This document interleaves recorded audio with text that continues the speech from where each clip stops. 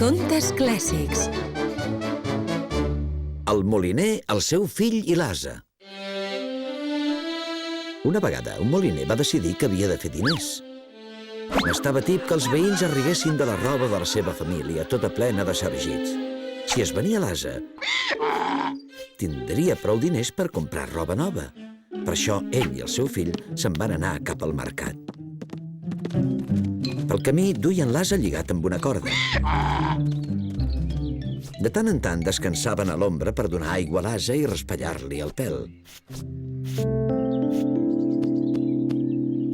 El moliner volia que quan l'ase arribés al mercat fes patxoca per treure'n un bon preu.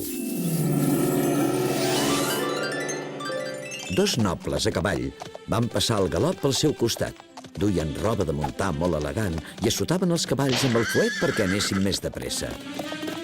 Quan van veure que el moliner i el seu fill manaven l'ase, es van posar a riure. Guaita, aquests ximplets! Mira que caminar quan podríem muntar l'ase. Segur que és l'ase el que mana. Quan els genets van marxar, les seves rialles encara ressonaven a les orelles del moliner. No li agradava que riguessin d'ell, ni que diguessin que l'ase era qui manava. Per això li va dir al fill que muntés a l'ase. Al cap d'una estona, van passar pel costat de tres avis que jugaven a escacs davant d'una taverna.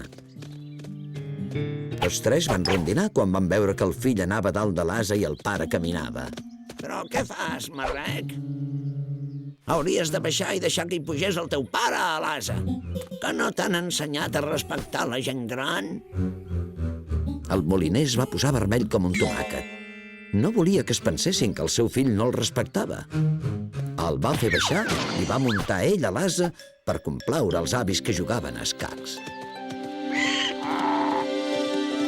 Més endavant, es van trobar amb tres dones que portaven uns cistells de verdura al mercat. Totes tres van rondinar quan van veure que el moliner anava dalt de l'ase i el seu fill a peu. Mireu-lo, que egoista. Ell va dalt de l'ase i el seu pobre fillet ha de caminar. El moliner se li va posar la cara com un pebrot. No li agradava gens que es pensessin que tractava malament el seu fill. Però què podia fer per complaure tothom i no passar per ximple? Va dir al fill que pugés a la gropa de l'ase. I tots dos, el moliner i el seu fill, van muntar a l'ase camí del mercat. Quan hi arribaven al poble, van passar pel costat d'una mare i una filla. Mira, mare, un ase no hauria de portar dues persones. La mare hi va estar d'acord, era una crueltat. Quina vergonya, l'haurien de carregar ells, la pobra bèstia. El moliner va esbufegar. Ara deien que era cruel amb els animals. Només li faltava sentir això. Però com podia portar l'ase al mercat sense que pensessin que era ximple, egoista o cruel? Molt preocupat, va saltar de l'ase i en va fer baixar el fill. Van mirar de portar-lo a coll, però pesava massa. Per això van tallar una branca d'arbre i amb la corda que tenien hi van lligar l'ase per les potes. I així va ser com el moliner i el seu fill van portar l'ase al mercat, de cap per avall. Així que els vilatans van veure aquella escena tan ridícula de dos homes portant un ase penjat d'un pal, van esclafir a riure. Mireu aquests ximples! Reien tan sorollosament que el pobre ase, aterrit, va bramar i clavar guitzes fins que es va deslligar i va caure a terra.